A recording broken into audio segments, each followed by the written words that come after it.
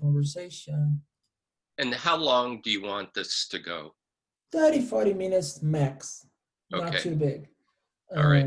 Just to have a little bit of idea how your thoughts about design. Sure. So I will allow you to share Okay. your screen. Um, so one more time, thank you for coming. Thank you for being here. I would love to be this in person. Once we cannot, let's do it in that new way. And my first question, and actually it's not a question, I will ask you to talk a little bit about your career, your trajectory, or the way that you build up your career as a designer. So I think this is a good part. If you want to share some of your images, and Sure. it'd be nice. Yeah, I'll do that. And I just want to say for both Jeremy and I, any excuse to go to Colorado, we're there. So someday we'll Let's do do that. this. Okay, I'm gonna share my screen here. Hold on.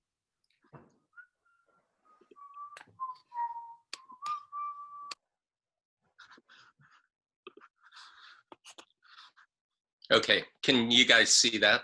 Yep. Okay, good. So I always joke about this. I used to be a famous graphic designer, which is like being a famous plumber. Like nobody cares except other plumbers.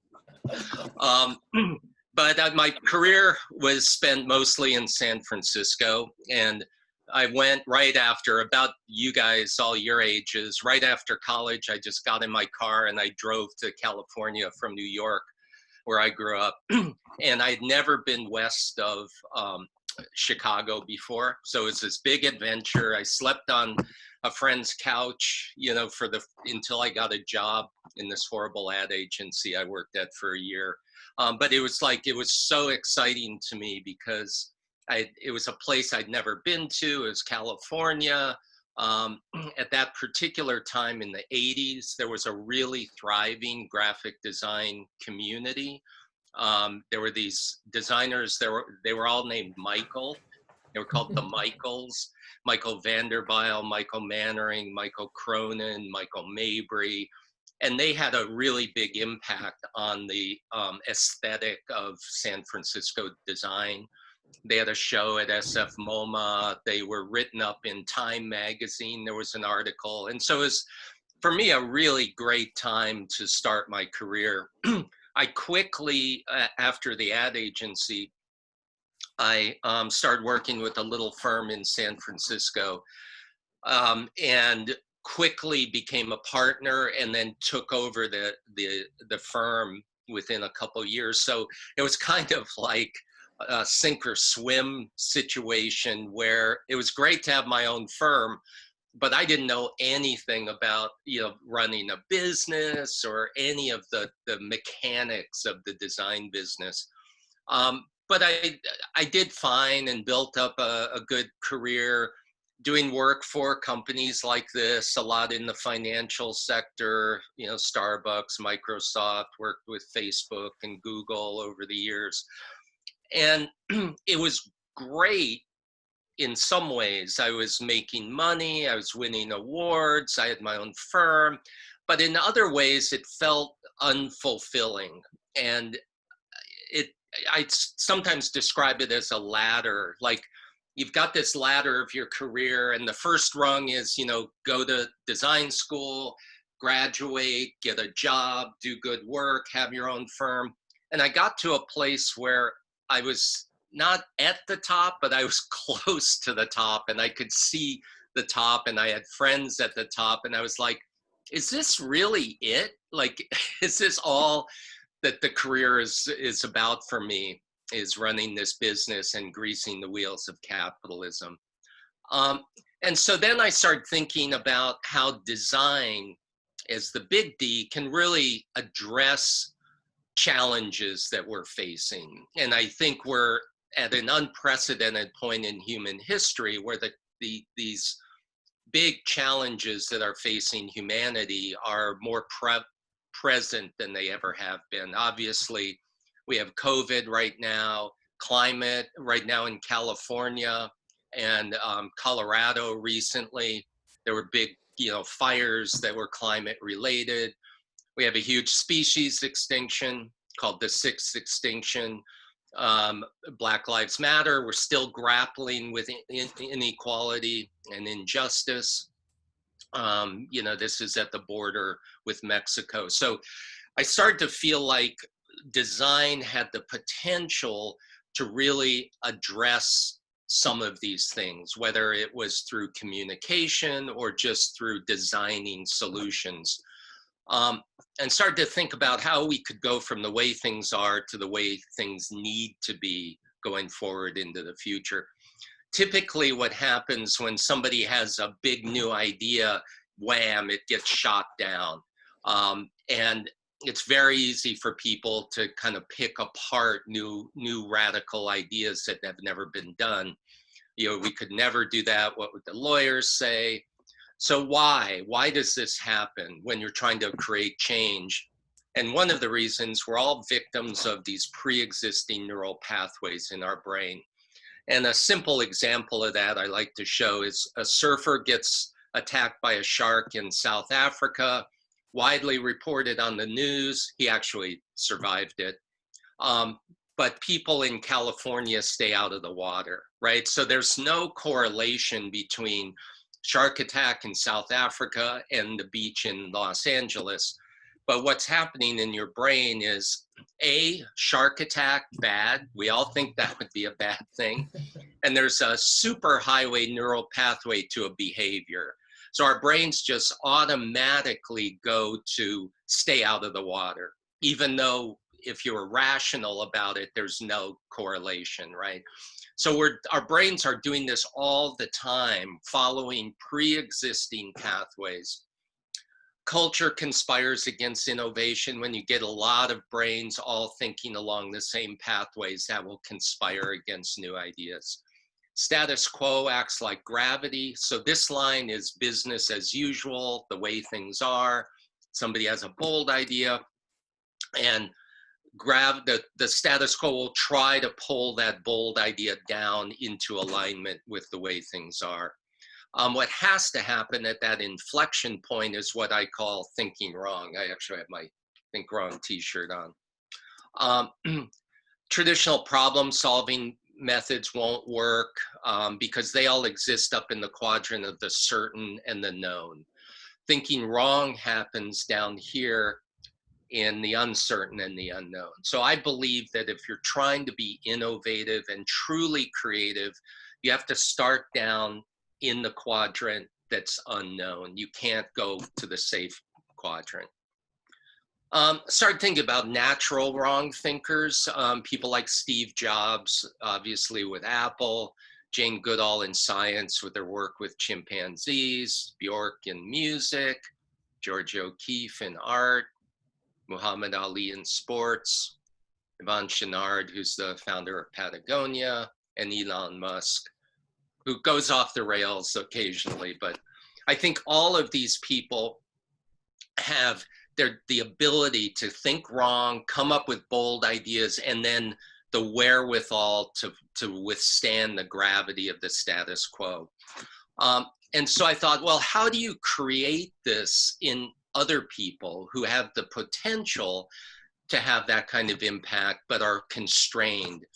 So in 2003, I started a project called Project M, kids your age, basically, trying to get people at that age group between college and getting a job, taking them to an unfamiliar place for 2 to 4 weeks and inventing a project, thinking wrong about it, and get it done. So in the past almost 20 years now, we've been all over the world. This is the rainforest in Costa Rica. This is New Orleans after Katrina. We bought a used ambulance and drove it down there and delivered supplies. This is East Baltimore. If you've seen The Wire, you kind of know what it's like there. Project in rural Alabama, we've done a lot of work there called Common Hoops. We made basketball backboards out of recycled road signs. So a project called Blank Lab. This is up at RISD in Rhode Island at a conference. It was a mobile design studio. This is Reykjavik, Iceland, after their financial collapse, did a project. This is a great project I always think could be a viable business called Pizza Farm, where we got all these local farmers in Connecticut to donate ingredients. And then it was kind of like Chipotle. You went down the aisle, got your ingredients on your little pizza dough, and then we grilled it at the end. This is Detroit. We've done a few projects there. We built horseshoe pits in a vacant lot. This is the Gulf Coast of Alabama after the BP oil spill. So after about 10 years of running that, started thinking about how do you create the conditions for people to think wrong? And the latest version of that I call Thinknado, like Sharknado or Tornado. And it's a really simple process, which has 4 parts to it. The first is asking, wait, why? Right? And this can be anything from your own life. You know, wait, why am I going to college during the pandemic? Right? It can be, a company could be, wait, why are we still selling this product, you know, that has declining sales? So it's really stopping, exploring, could be your life or your business. What's blocking you from your full potential and action? So it's really important to stop and take stock of the way things are. Then you pose this question, maybe it's possible, right? So maybe it's possible to go to Costa Rica during the pandemic rather than go to college, right? So you're just posing a question. So you're starting with the way things are and then saying, well, maybe it's possible to change that. The next one is what if, and this is the think wrong part. You have to actually trick your brain to generate new ideas. And there are a bunch of ways we use to do that. Otherwise, your brain will logically follow pre-existing learned behavior. The last one is called try this. And this is once you've come up with a really cool idea, you smallify it and then try a small bet. Because if it's a big thing, it's really hard to get going.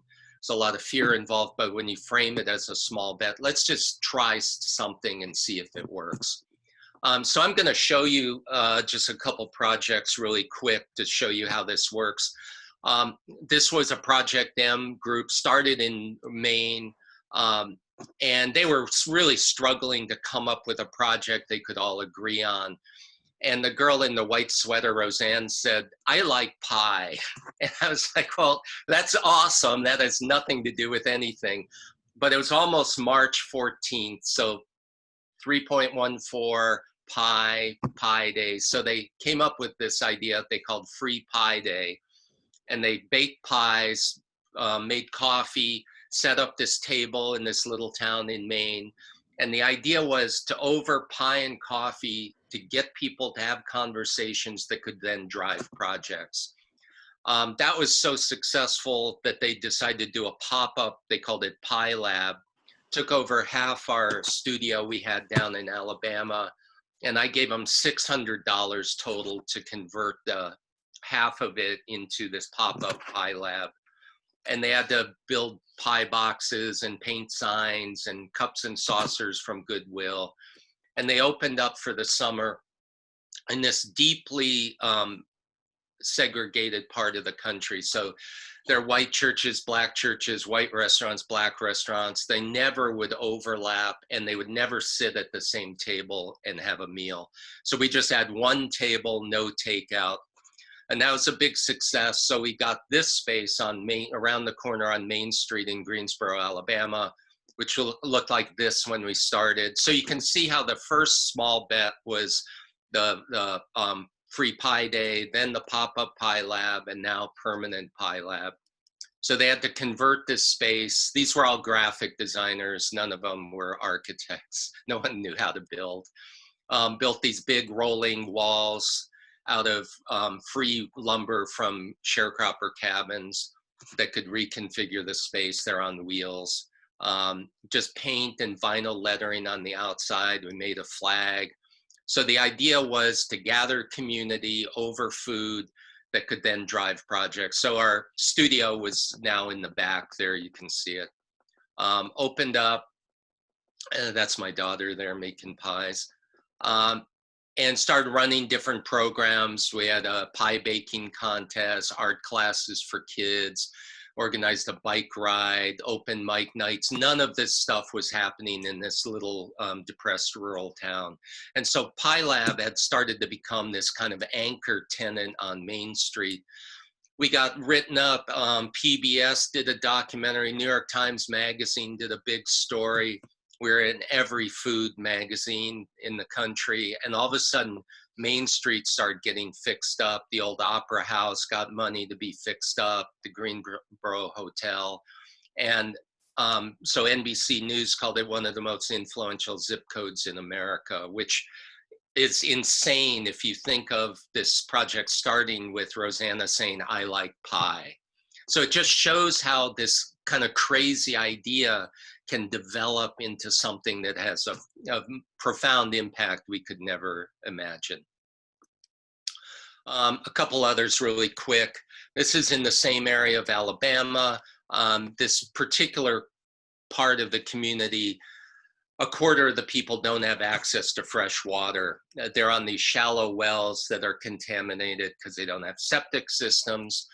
And so we decided to do this project to buy water meters, get them hooked up to fresh water. And we identified Oprah as the top influencer. She's from Mississippi, right across the border. She had given money to this area before. And we're like, if we can get Oprah, game over, everyone's got water. So we did this big newsprint piece. This is something we do a lot because you can get big scale, a lot of pages, super cheap. I think we got 5,000 for like $800. So on the front it says Oprah has one, so does, I can't see it because it's blocked, Paris Hilton, I think. Charles Manson uses one every day, and you have one too. Herbert Banks and Jackie and Damian Green, real people, don't have fresh water. It's actually not a right anywhere in the country. We just kind of assume it is. Found out it's cost $425, help a family buy a meter, put up a website. This is my favorite part of the project. The students wanted to print t-shirts. And so we said, okay, if you're gonna print a t-shirt, then make it part of the project. Don't just print a t-shirt. So we got white t-shirts from Dollar General. It's a hand-cut silk screen. We didn't even have kind of photo capability. So 425 decimal point, which is the cost of the water meter. And we sold these for $425 each. And we sold all of them. We made about $60,000 with these. So it's really thinking wrong about, it's not give a donation, get a free t-shirt. It's buy an expensive t-shirt, you get a free donation out of it. So two of the guys, Ben and Tim, went to work at Facebook, and Oprah came through and they grabbed her and grabbed the piece, and she was actually kind of pissed off about the whole thing. So no money from Oprah. The last one I'm gonna show, this is with mostly with Kansas University students. It's called Not a Bike. So the idea was, how do you get young people to use bikes for everyday transportation? In Colorado, it's pretty common. In Kansas, not so much. So another big newsprint piece, less cars, gas, smog, less is more, independence, health, freedom, you are nada, another website. So the way this one worked, you paid $100 to become a member of NADA. You got your picture on the home page, and then your membership card was a raw steel bike frame that you got in the mail. So the thinking was, if you had to build your own bike up from scratch, you'd be more invested in maintaining it, riding it, taking care of it, that stuff, and it would be more individual. So we ordered 150 frames, sold out immediately. Started thinking, it's weird that we're trying to do this thing for the environment, but we're buying these frames from Taiwan and shipping them over. So I found out about this guy, Marty Odlin, who was making bikes out of bamboo in Brooklyn. It was called Bamboo Bike Studio. And we had bamboo growing right near our studio in Alabama. So Marty came down, helped us figure out how to harvest it. You flame treat it to get the moisture out, otherwise it'll crack. Got this space across the street from Pi Lab and started building these bamboo bikes. It uses carbon fiber tape dipped in epoxy. Looks like electrical tape. They're very funky, but really strong. So we had 4 Project M alumni come down, build bikes, and ride them to San Francisco to promote it. Then we needed a brand, so we came up with this Alabamboo, trying to connect Alabama to bamboo, like Florida oranges or Georgia peaches. And then Lance Rake got involved at the University of Kansas, and he said there's got to be a more elegant way to build bikes out of bamboo. So they developed this, they called the hex tube, which uses bamboo slats that are epoxied around the carbon core. So it makes a much stronger, lighter tube, and it has a consistent shape to it, so you can join, you don't have to wrap the tape. This was an early prototype, and then did a Kickstarter campaign. It was called Semester Bikes, where you could buy one of these bamboo bikes. And again, I think they raised about $50,000 to get that going. Here are KU students down in Alabama assembling a bunch of them, and then kept iterating. So remember the small bet? So here was a folding bike out of bamboo, one using bamboo woven fenders, using stressed bamboo. This one was super cool using the woven bamboo, but it was terrible. It was too flexy. But it did work for fenders and skateboard decks. So they did another campaign called Beacon Alley, where they made skateboard decks out of woven bamboo and did that on Kickstarter as well. So with all of those, you can kind of see how you have this idea for a project, and then through the process of thinking wrong and iterating and doing small bets, it can kind of go places you've never gone before. There's Jeremy, he's got his Beacon Alley deck there. Yeah, I have one too. It's not built up. So that's it. That's all I'm going to show right now. Here, let me. Great, thank you. And, sure, I thought that was useful just to, if the students don't know kind of what thinking wrong is about and how it works. No, I think it was awesome. You give a big overview. And this makes me think that you have so many projects, you know, you have Common, Thinking Wrong, Project M, The Future, there was your company, Third Activist, now Thinknado. So what do you think will be the next thing that how you want to think about something? Because I'm already expecting something from you. Yeah, well, there's, so Thinknado we're in production right now with a deck of cards. So it's like the at-home version. So that's really still in process. It's being printed in China. And one of my things is using that with kids to teach creative problem solving and design thinking, basically. And last year, when I was in Lawrence, Kansas, we did a bunch of those with the Lawrence school system, everywhere from 3rd graders on up to high school. So that's a big part of what I'm interested in, is getting kids early on, before they're in design school, thinking about creative problem solving. Another project is called Live Wrong. And my partner Beth and I are we're gonna travel around the country in a van and make a project out of it, and sort of try to get people to think about living differently in a less consumer oriented way on the planet. So those are 2 coming up. And the last thing I'll say about that is, you know, what I didn't show here is thousands of graphic design projects, you know. So I really built my career with graphic design, corporate identity, branding. But I've shifted, I still use a lot of that, but I've shifted into using design to have an impact on things I care about.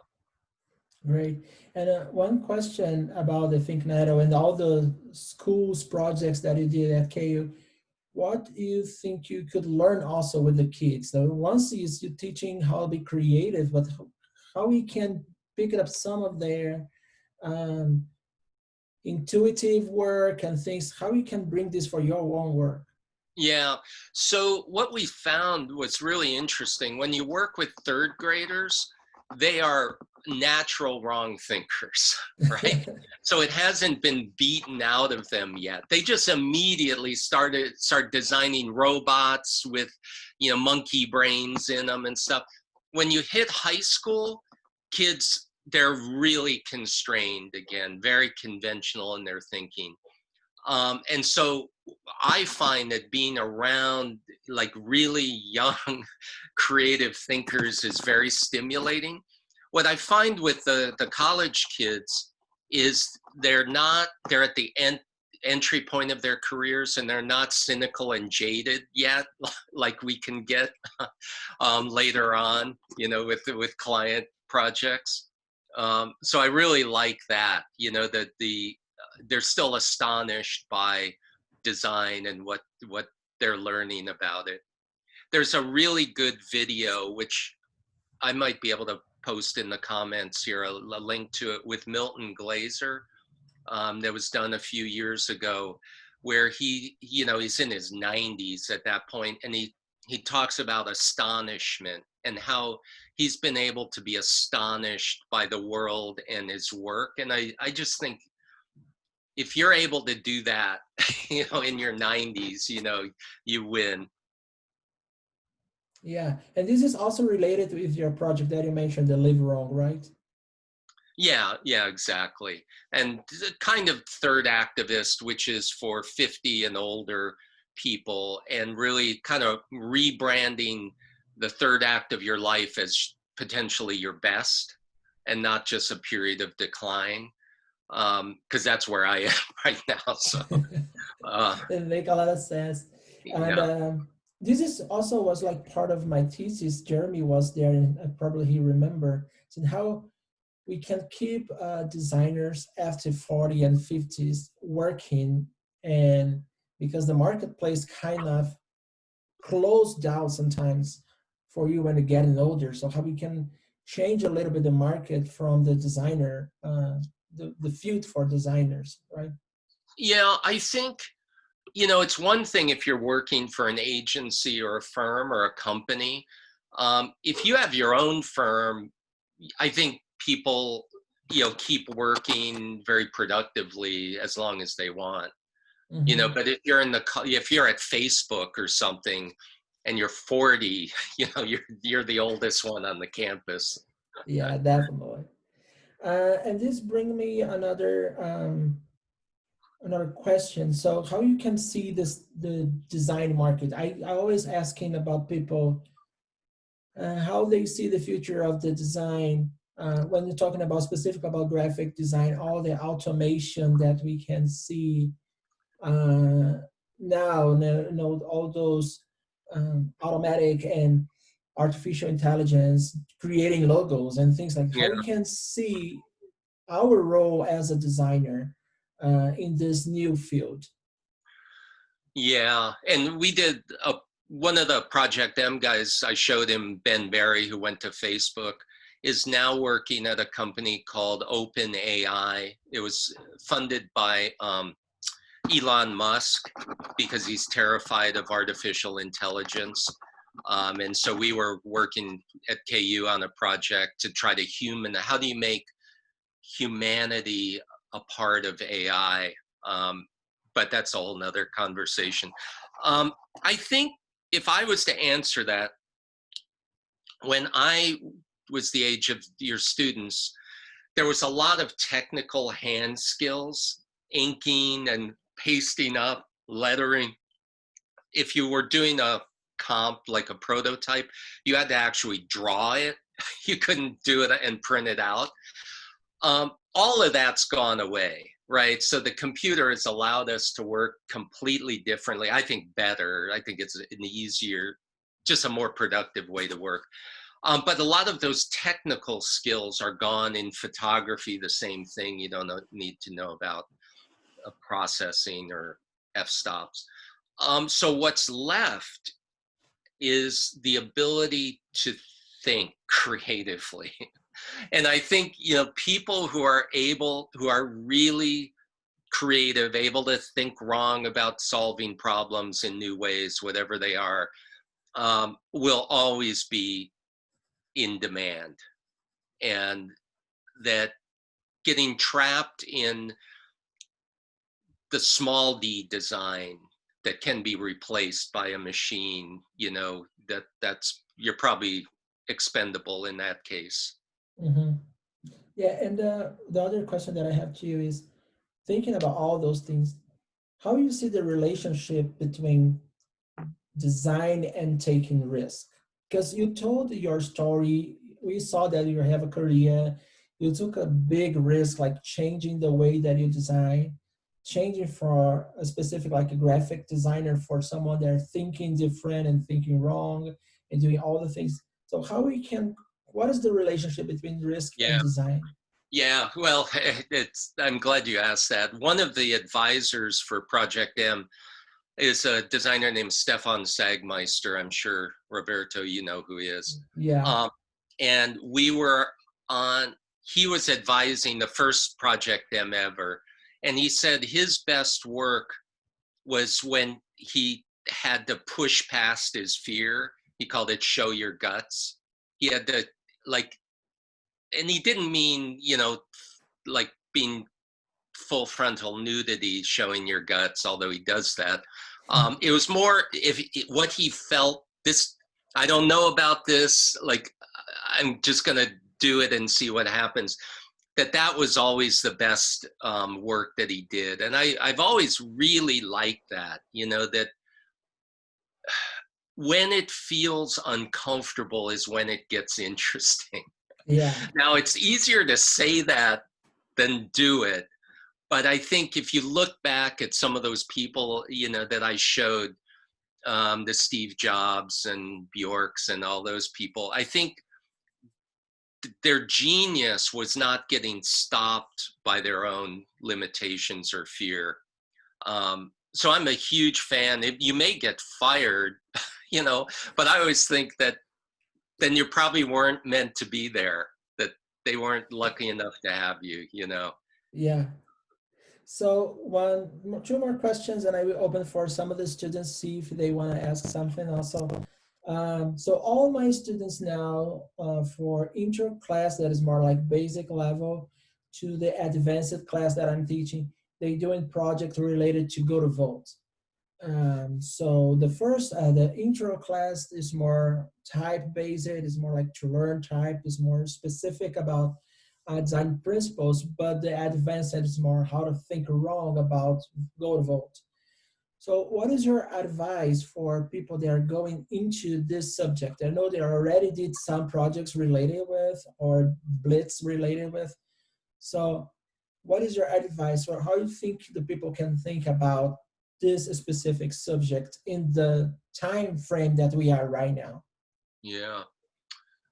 Well, we did do I don't know if you were around when we did that blitz around how do you get young people to vote I at was KU. teaching BDS, Basic Design Studies. I was Oh, one of the teacher there, and you did the blitz.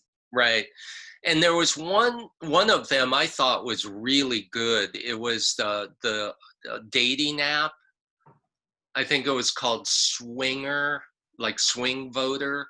And so you would answer these questions. How do you feel about a woman's right to vote, or, you know, to a women's right to choose, or how do you feel about Black Lives Matter? So it'd create a profile, and then there would be people, you know, you'd be able to see, you know, girls or guys on there and go right or left. And then it would match who you thought physically was most attractive with the opposite point of view. And then your first date was at the polls. So the only way that you could actually meet that person was you had to go to the you know, your voting place and meet up there. And I just thought it was really interesting how I thought it was totally viable. I think it would be a really interesting thing to do. But how to use like popular culture rather than telling young people, you know, you have to vote, you're irresponsible, you know, this is your future, you know, to go where they are, you know, and create something that's appealing. One of my partners at Common in Boulder is this guy, Alex Bogusky, is a famous ad guy.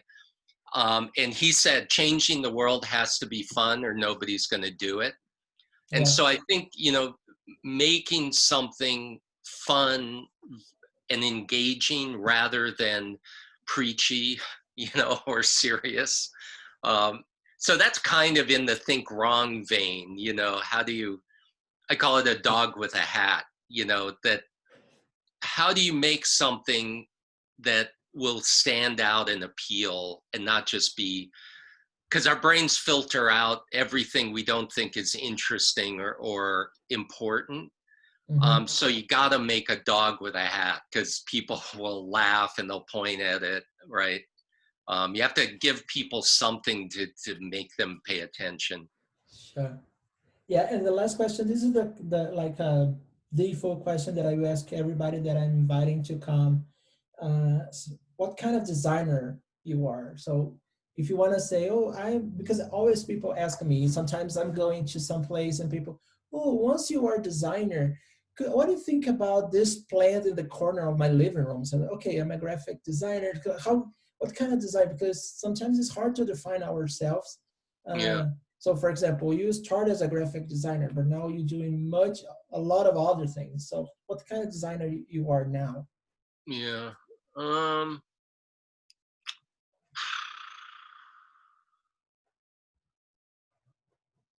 Yeah, I don't even know how to answer that. Like when I went to school at RIT, Rochester Institute of Technology, and there it was called communication design. That's what their program was. Then when I was in California, I think, you know, I was a graphic designer. I had a graphic design firm. Then later on, when we became future partners, it was more kind of branding and think wrong consulting, you know. And now I think I'm more like, I'm almost more of an entrepreneur, you know, just starting kind of interesting projects. I always liked how IDEO thought about design, you know, that they're, I don't even know if they have different titles. They're just designers, you know, and they can take on, I think it's a lot easier now than when I started to take on all kinds of different projects, you know, as a designer, not necessarily. Some are heavily graphic design and some are more user experience or, you know, product or environment, you know. So I don't know if I answered that, but I think designer, you know, if you can, people will then go, oh, well, what kind? And then you could describe the kind of projects you do rather than the category, I guess. Awesome. So I'm open for questions, for students' questions. So someone have questions for John, want to ask a specific thing? And I posted that video with On the Milton Glaser. chat. It's just a short interview, well worth watching. Yeah, I check here. I will send for them by mail.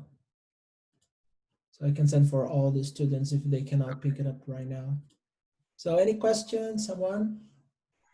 I have Katrina? a question. Oh, somebody else beat me. Go ahead. Sorry. Okay. My question. Oh, sorry. My question is, so how did you manage to, I guess, how did you work with creating a company that many people saw, or basically like how did you work?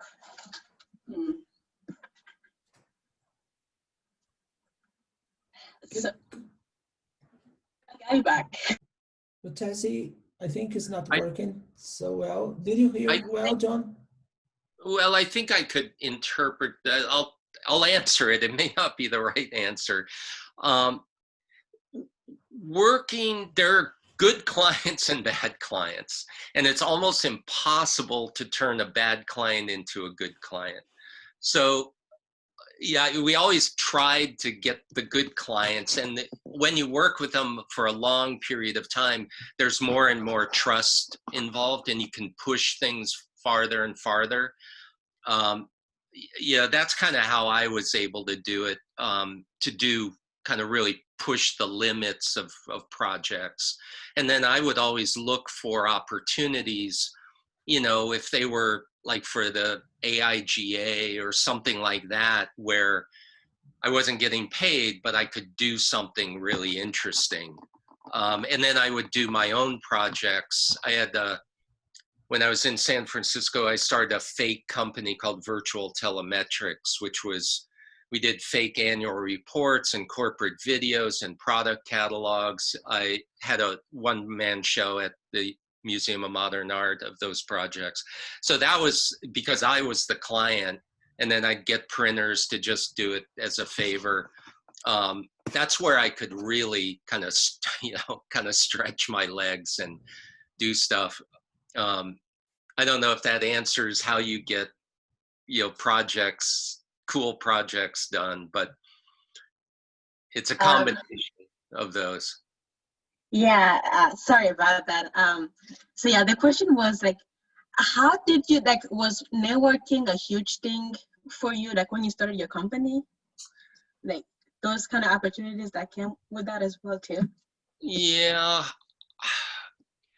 to be honest, it was a struggle at the beginning because I wasn't a business person and I wasn't really interested in marketing.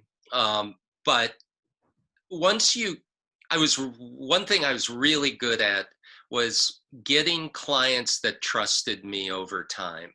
And that's super important because if you have to go after every single project with a fresh client, that's really hard. But if you have this just flow from these companies, so I'd do a good job, they could trust me, and then the projects would just come in. So, and then there might be a referral to another person that they knew. And so that's really how I built my business, not really marketing in a traditional sense, but building trust in a smaller group of clients. Okay, But I thank think you. I think that trust, and I'm going to talk about the professional world now, a lot of clients, they don't really know what's good or bad.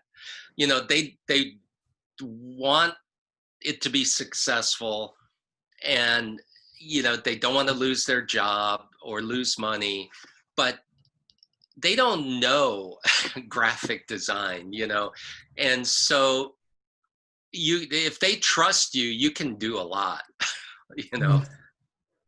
They won't get in your way.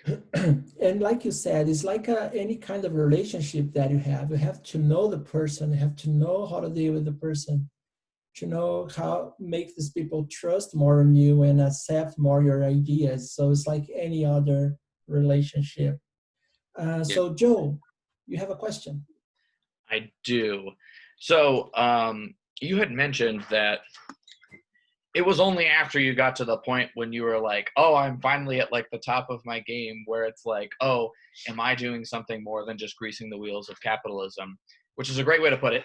Not that I would know, but is there a part that you can or a portion in your life where you can think of that you were like, you had this epiphany of, oh, I want to do something more than just be a great designer, and what that sort of thought process was, maybe arriving at that conclusion?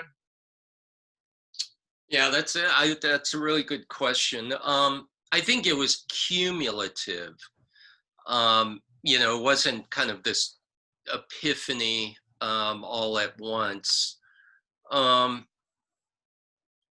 describe it like you go to a store and you're trying on a jacket, and you put it on and everyone's like, hey, that looks great, you should put it on. And like, you're like, really, it's something like, really, I don't know, you know, that's kind of, over time, that's how the profession of graphic design felt to me.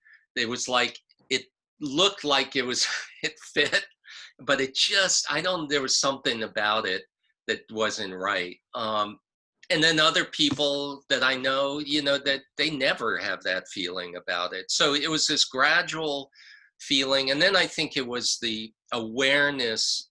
I worked with Al Gore on what's called the Climate Reality Project. I designed the logo for it. And so I became much more aware of the realities of climate change and extreme weather.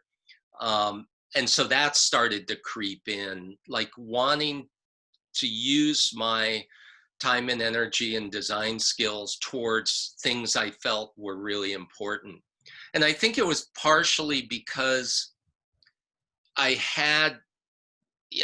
won the AIGA Gold Medal, which is kind of the top, and you know, I had my own firm and made money and stuff. And so it was like, okay, that's not enough for me. You know what I mean? I think I had to get to a place where I felt I had achieved what I wanted to or needed to move on from that.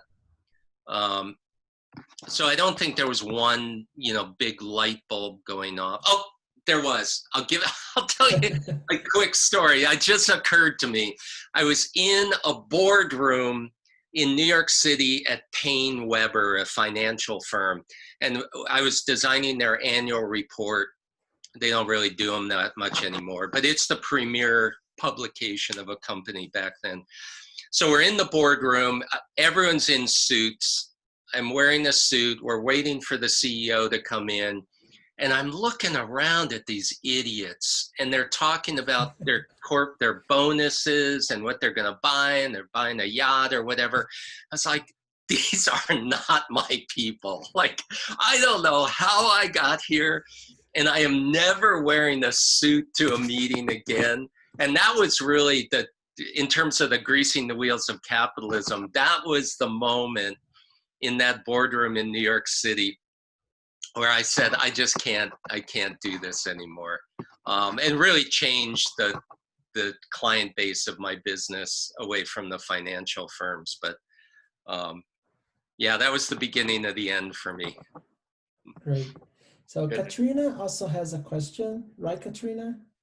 Yeah, just briefly. I know we're running out of time. I guess kind of on the same vein as the last question, because of your like transcendental shift from being a graphic designer in capitalism, consumerism, into becoming like a designer of all things, what advice would you give to us, the people who are trying to work our way up in this world and make money and live, but also to create an impact through design?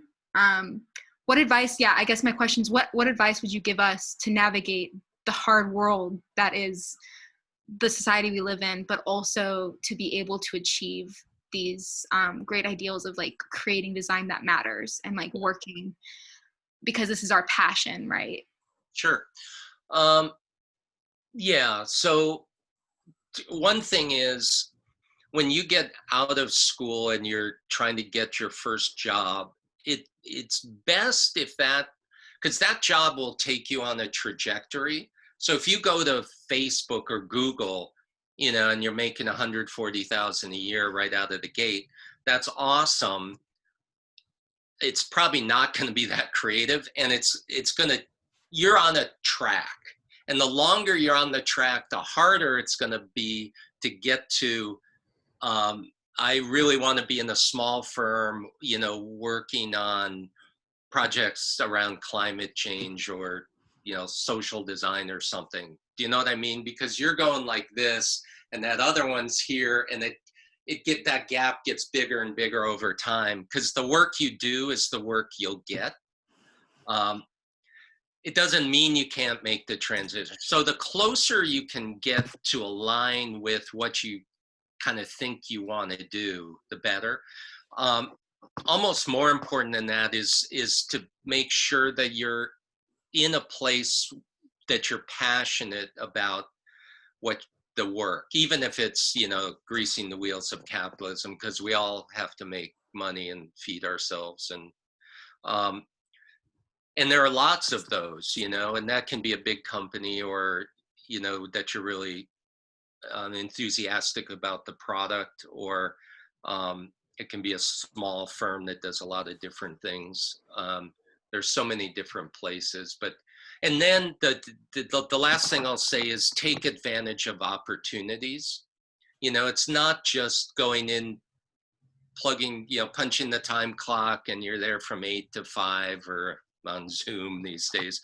But it's, I think I always was looking for a nonprofit that needed a poster, or AIGA that needed something done, or, you know, that kind of stuff. And that leads to other stuff, you know. And like I said before, when you have the freedom, when somebody's not paying you, you better have creative freedom, you know, and then you can really do something that you want to be doing. And then you've got a example of what you want to be doing. Awesome. We have one more question only. Sure. From before it's somebody earlier asked about networking. I said I didn't really do it so much on the client side, but on the designer side, I did a lot of it. You know, I think that being involved in the design community and meeting other creative people, that is super important. Awesome. So was Connor that asked this question? Colin? Yeah. Hey, yeah. So kind of on a similar vein to Katrina. So I'm really trying to get into the graphic design industry, and I'm sure a lot of other people are. And I guess my question, to put in a nutshell, is I'm trying to form a game plan on what steps to take to best make progress and get into this industry and find a job, and, you know, maybe not be like famous or the best at it, but being able to get in and do a good job. Like, so like, for example, I started a portfolio on DeviantArt and stuff, which I figured would be a good place to start sort of getting out there and starting building some stuff. And I just don't know if you have any recommendations for like how you put it, climbing the ladder, going from each step to step, working up to the, I don't really know what you're working up to, I guess, for the example, but tongue-tied.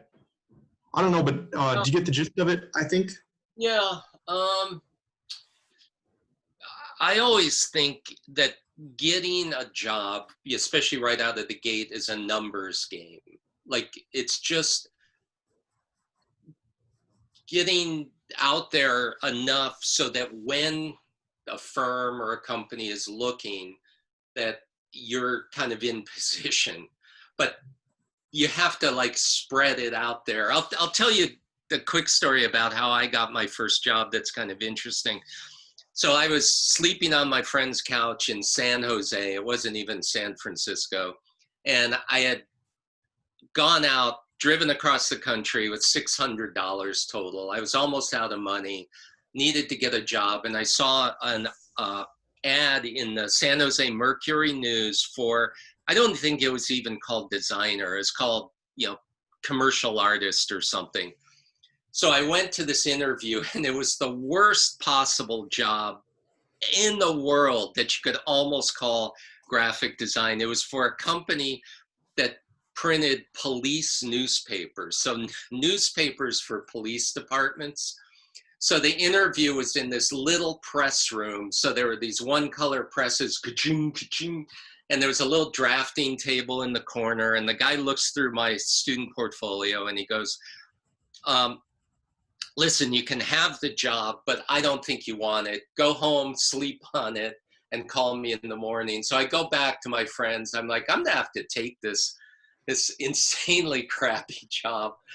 Go to sleep. Phone rings in the morning. There was this ad agency in Palo Alto that did high-tech advertising that I had sent my resume to, but I thought wrong about it. So instead of doing just a regular cover letter, I did mine where the letter was like 1 inch by 1 inch. I did it with this really fine point pen, rapidograph.